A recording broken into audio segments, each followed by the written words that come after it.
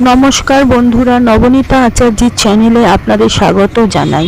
আজকে আপনাদের আমি দেখাবো ত্রিপুর সুন্দরী মন্দির। ত্রিপুর সুন্দরী মন্দির খালি জাগ্রতই নয়, এটি একটি ঐতিহাসিক মন্দির।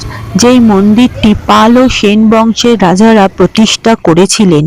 এবার বলা যাক এই মন্দিরে আপনারা আসবেন কি করে। কবি নজরুল মেট্রো স্টেশনে নেবে মাত্র 10 টাকা অটো ভাড়া দিয়ে 10 মিনিটের পথ এই মন্দিরটি। বোড়াল হাই স্কুল স্টপেজে নেবে, ঠিক তার পাশে ডান দিকে রাস্তা দিয়ে সোজা গেলে এই মন্দিরটি। মন্দির সকাল 5টা থেকে দুপুর 1টা পর্যন্ত খোলা থাকে এবং 4টে থেকে রাত 8টা পর্যন্ত খোলা থাকে। এই বছর বিশেষভাবে এই মন্দিরটি আলোকসজ্জায় সাজানো হয়েছে।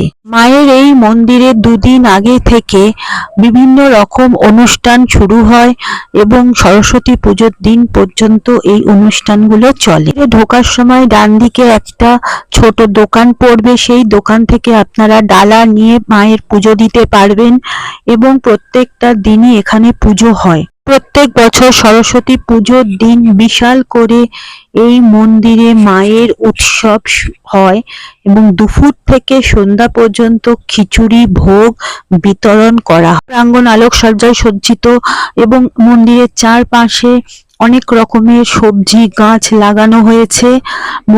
মন্দিরটিকে খুব সুন্দরভাবে সাজিয়ে তোলা হয়েছে। এই বোড়াল গ্রামে এসে ত্রিপুর সুন্দরী মন্দিরটি পরিদর্শন করে যান এবং খুব ভালো লাগবে আশা করি।